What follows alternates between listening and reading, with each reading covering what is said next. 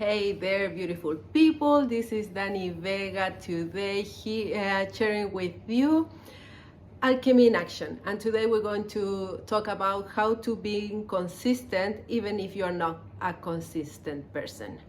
This is a very vulnerable video for me to share because for me that it has been like the biggest pain point in my life. I've been diagnosed with ADD this year. I'm older. Learning this about me explained a lot of things and also gave me a pathway on how to do consistency in my own way.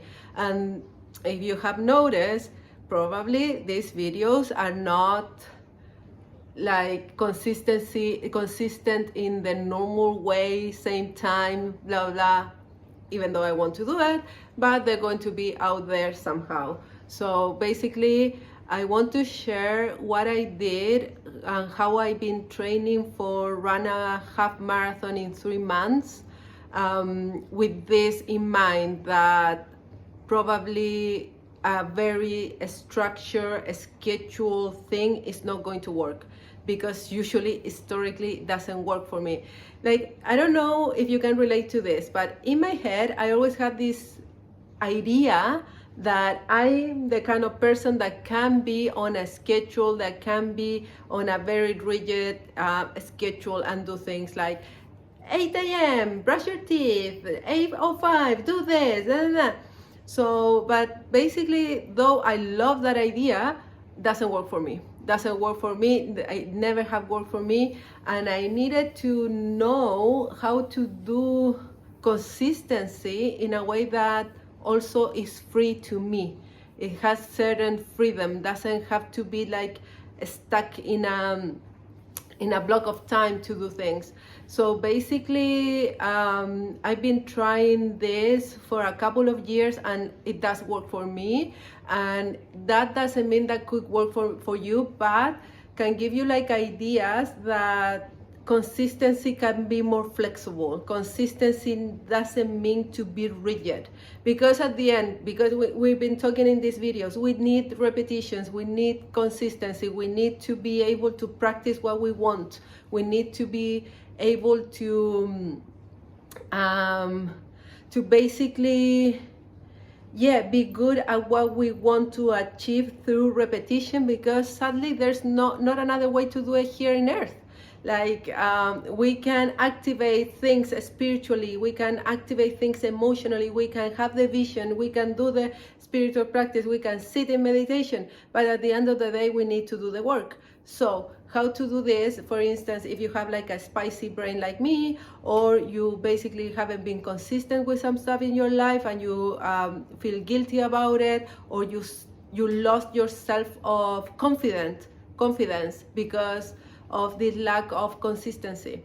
Something that I've been noticing though, even though I'm not consistent with some stuff, like it's hard for me to follow through because of too many ideas, go into tangents and all this stuff. I've been noticing, though that is true, in my case I still have like this line, this thing that is always at work inside the same realm, inside the same topic, or it always has to be with spirituality, working with women, working with people to find their purpose. So there's certain consistency there, and it's a consistency that has been like more like 15 years. So even though you feel like you're not consistent because it doesn't look like the normal, look in your life if you have a thread that is common in all your life, and maybe you're going to find that consistency even though it doesn't look like how neurotypicals do consistency. I had to say it. So I'm going to share this idea about, for instance, knowing what you need to do, but not necessarily have like a rigid schedule for that, and that helps me a lot. So for instance, I'm going to show you this. This is my class today. So this is my running plan. that I made for myself to train myself for a half marathon after I broke my ankle. So basically what I needed to do is 2 runs, 1 long run. I had 2 days at the gym and 1 day at the rehab, meaning ankle mobility and all the stuff that my amazing friend Matt, the physio, gave me. So that was the ideal week. Doing these 5 things will keep me there. The thing is that if you notice, I know what to do, but it doesn't say what day I do it or when I do it or what frequency I do it. So basically, I kept it pretty consistent. If you can see, there's a few missed at the gym. There's maybe a couple of missed of some runs. Those times was cold, I think, and also I was figuring out why I was being slow. And so I slowed down in the gym because I was getting slow, so I didn't know if was too much effort or it was more of a other thing. I think now it's another thing. So basically it's like try to do this like in a sense that you can pick and choose. For instance, I know that I have to do 2 workout rounds, 1 long run, and a couple of gym in the week. So basically, for instance, today, if I have time after my client, for sure I'm going to go for a run, because look at that, it's winter here in Ataroa. Here we live like near the Antarctica, so you need to go for a run if this is the case. So for instance, even though I didn't plan it, I'm going to make sure if I have 45 minutes, I'm going to go there and run.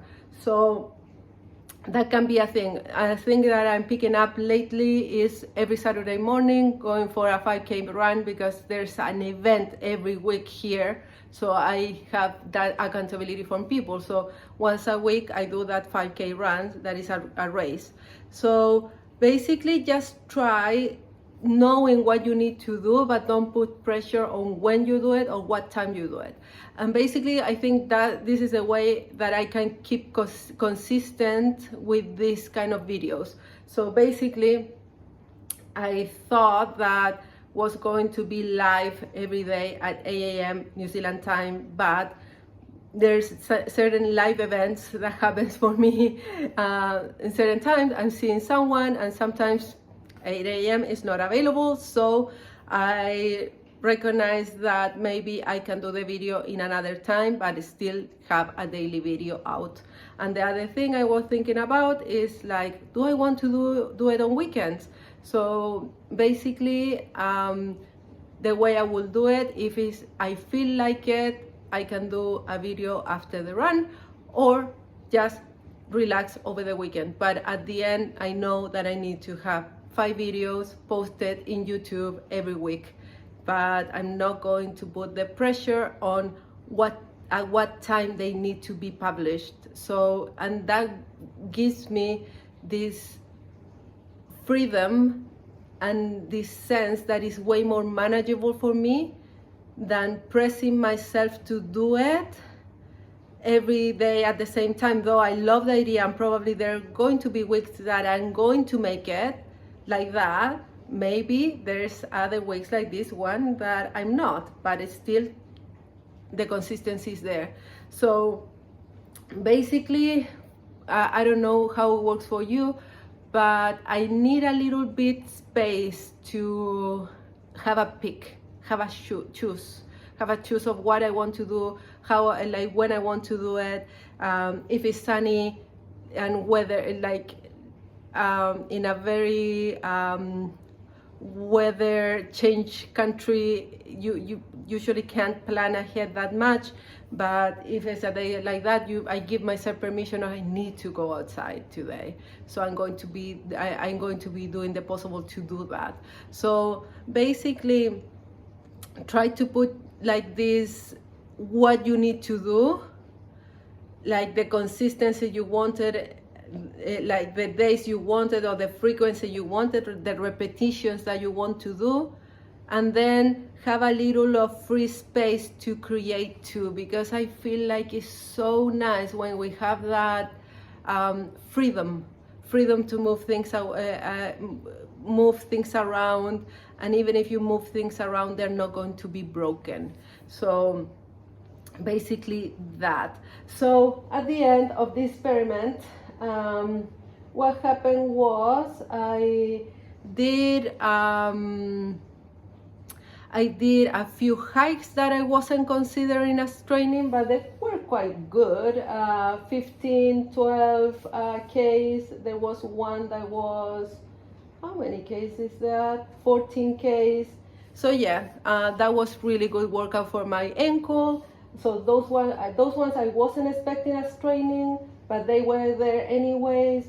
And also, my time in the half marathon wasn't the best, but was an experiment to know that from an injury to running the distance that I used to run was possible for me. And it was for me like really important to do this in my life, not for necessarily fitness, is because I really need this part of my life going, that is being outside, having a little bit of sun, fresh air, and let my thought run. Basically, it's all the opposite. It's basically run so your thoughts go away. So it's a bit of body overtaking the mind exercise for me, and also it's a focus exercise in just focusing in what's going on in my feet, in my hips, in my arms, in my posture,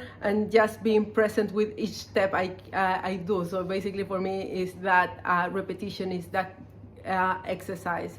So if you have any idea or thing that worked for you in terms of how to keep consistent, even if you're not a consistent person, please share with me. Actually, Aliana, who has been watching these videos away, she taught me really good one about it, like blocking time with kind of like a 2-hour work block where you work 90 minutes and then it's a 30-minute break. I love that because I can do a run afterwards. So imagine that. It's like you work and then you have a 30 minutes so you can do meditation, journaling, and it's part of your work, it's part of your block of work. So I can go for a run, and that's considering the chill out after the 90-minute focus work that I did.